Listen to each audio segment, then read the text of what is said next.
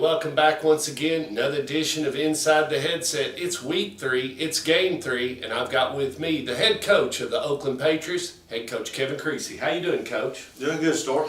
Well, you don't have a game on Friday night, but it's still business as usual here at Oakland Patriot campus. But let's talk a little bit about Friday night.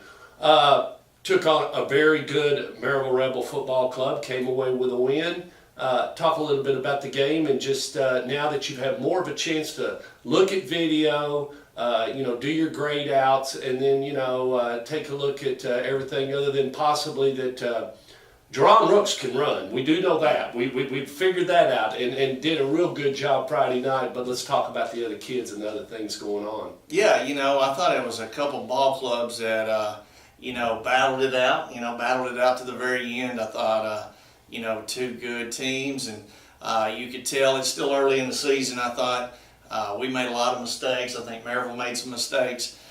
Just what you would expect early on in the season. But that's why you play those type of games. Coach Quarles and I agreed to play before he ever left Maryville, and he was kind of dealing with the same thing I was, just having trouble scheduling people.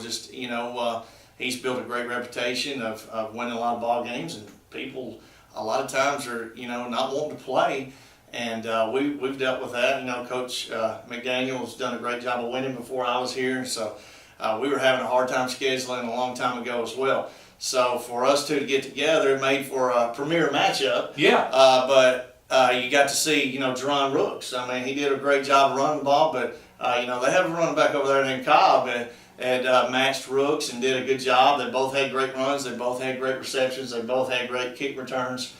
So it was one of those deals where it was just kind of back and forth, and maybe we made one more play than they did, and that was pretty much the difference in the ball game.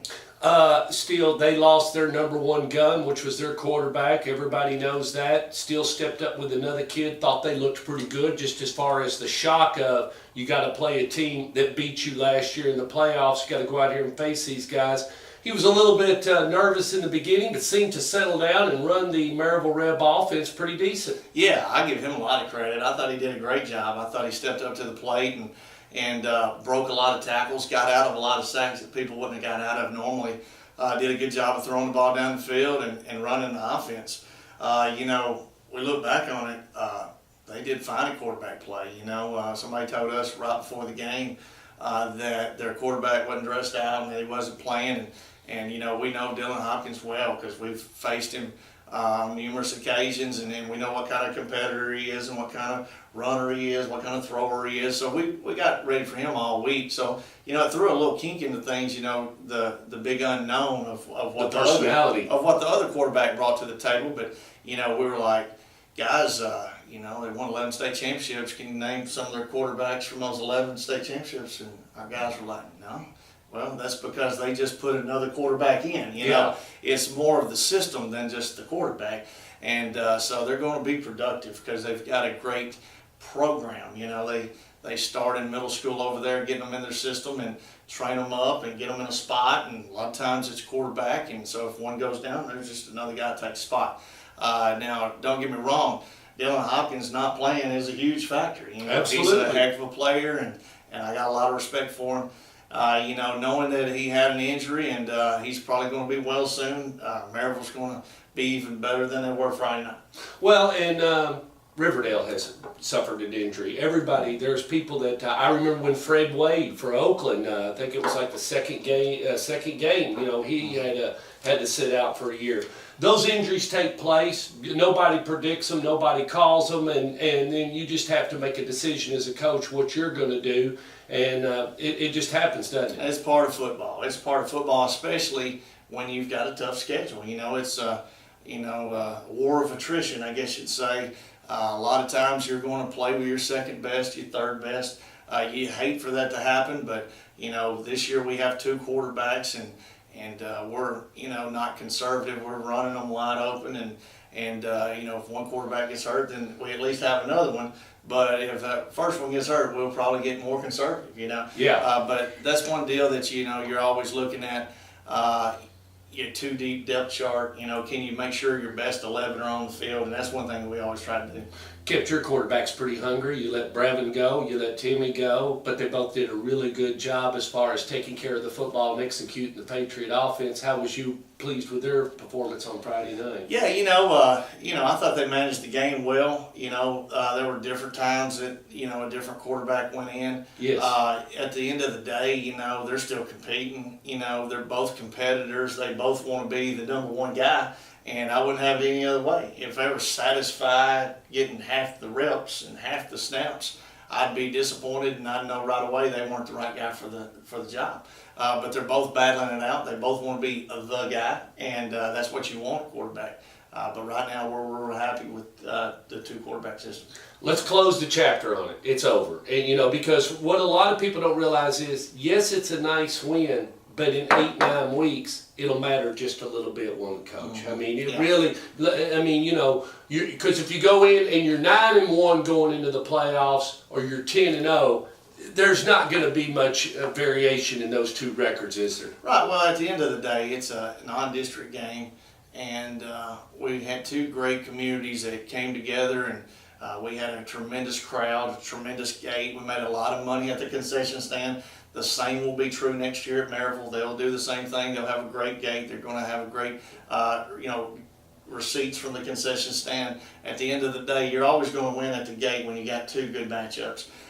What we wanted to come out was to come out healthy. We do have a couple injuries. Again, that's part of football. But we did feel like, playing a well-coached team that, we got exposed on some things, and there's some things that we're correcting as we speak. There's some people that we're moving around. There's some things we're doing in practice to get us better. And, I think when you play better competition, it makes you better as a team. You could go and play a bunch of cupcakes and, not really get any better and not know what your weaknesses are. But then you play somebody like Maryville, and it exposes some things, and it gets your attention real quick. And now you got time to fix them before region play starts. Funny you say that. Here we are at week 3, game 3. Everybody else will try to either go Thursday, Friday, or Saturday because of the Harvey and the rain, and trying to calculate when this thunderstorm or when it could possibly be. We're scheduled, I think, tomorrow afternoon to have scattered tornadoes. I have no idea. But with all that being said, for you right now and everything, so game ended on Friday night. There's really nobody to trade with at the present time because you do have a game coming up the following week next Friday.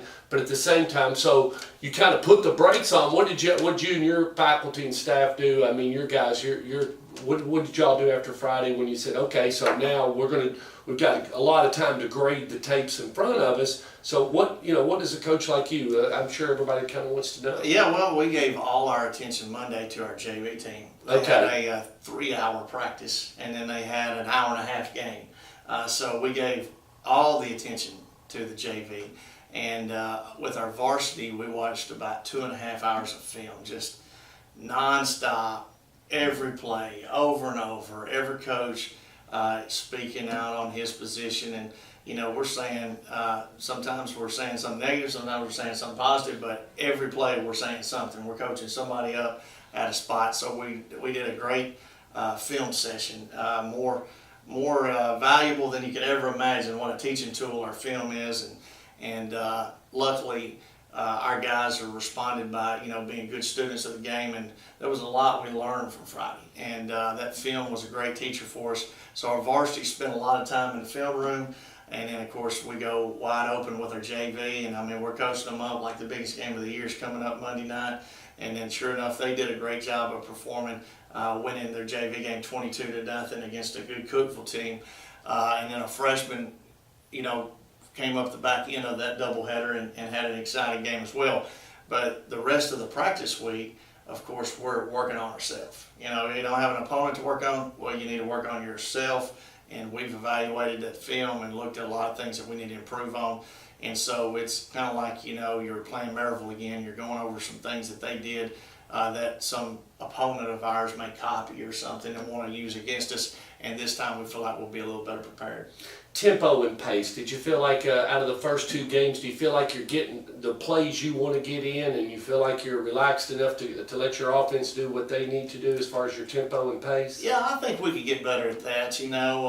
It's not always as smooth as we'd hope. we got kind of a rocky start there at the beginning of the game. The other night, we thought we had a couple issues with the clock. Yeah. And of course, then there became issues at halftime with the clock. So it was kind of, us and Maryville kind of felt each other's pain because there were some deals with the 25-second clock being reset. And then, of course, running the clock off there at halftime. But I got to give credit to the white hat. I know that his name is Steven Jackson. Yeah. He actually was kind of covering up some maybe issues with the clock and did a good job of kind of balancing it out and fixing it. But yeah, I mean, the whole first drive was just rocky, but after that, I think our guys, the adrenaline stopped a little bit, calmed down a little bit, and things became a whole lot smoother. And like I said, for both ball clubs, we made a lot of mistakes, but then it came down to 2 quarters there at the end. You pretty much wash yourself. It was a wash in the first half, and you just come out kind of like last year's playoff game. First half is a wash, boom, you battle it out for 2 quarters and see who can win. What's the game plan for you guys? Will y'all try to get out, I'm sure, and scout some of your future opponents? What is the game plan for the Oakland Patriots coaching staff, and then what are you telling the kids? Yeah, our players are probably going to go watch some guys that we have coming up. Our coaches, we're going to send them out in different directions and, just see if we can pick up some things that you can't really see on film. But it's just one of those deals where the biggest thing is, it's a Friday night that you're off. Try to get home before 10 o'clock, A lot of Friday nights we're getting in at 1:30, 2 o'clock in the morning. So enjoy your time off, spend some more time with your family, get some rest, recharge your batteries because there's a lot of football left. Well, you got 7 games in a row. I mean, you're going to play the normal Oakland schedule through fall break. I mean, that's been the signature of what you all do. Okay, so other than that, Friday, game will go off. You will trade with your next opponent, and then you will start a 7-game run. Yeah, well, it's actually it's 8 games. Okay, sorry. 8. And, Sorry, I get it out of my head. Hopefully, it's 13 games. Yeah, you just never know. But we have just a handful of seniors, and we want to make this last year, special for these guys. And like I said, we had 20-something. When I started here as they were sophomores, and like I said, the grind is kind of taking its toll, and now we're down to, a little under 10. I think we got like 9 that are actually healthy and dressing out for us. So we want to make it special for those seniors, and we got good juniors and sophomores behind them, and so we want to make a good run. First thing we got to do is start winning some district games and make the playoffs before we can even talk about the playoffs. So we got to take care of what we can control, and that's winning ball games and winning district games most importantly, and trying to get ourselves in a good position for the playoffs. Well, let's talk about one thing that weighs heavily on your mind, and that's your son Kyler. How's he doing, and how many games has he played, and where is the boy Kyler? Where's Kyler at? Yeah, Kyler, they've had a tough run. They've had a tough run. They lost to Blackman in overtime. Okay. He scored the potential tying touchdown on a bomb. They threw him a big pass, and in overtime, he runs so long that they're going to give him a break, and they take him out, and they forget to sub in for him. So they have 10 players. And not enough men on the line of scrimmage. So they convert their 2-point conversion to win in overtime and end up with a penalty. So they lose in overtime, and there's a valuable lesson to be learned. Absolutely. There. There's only a few points, only a few plays in football worth points, and your conversion is one of them. I don't care how long you ran or how big of a touchdown it was. You stay your butt in there one more play, and hopefully the coaches keep him in there. Hopefully he'll stay his butt in there and do one more play because it's worth points. And that one actually was worth the ball game. And they lost in overtime to a big rival, Blackman. So that was a terrible way to lose. But hopefully they'll bounce back from that. And, like I said, there's always a lot of lessons to be learned in the regular season.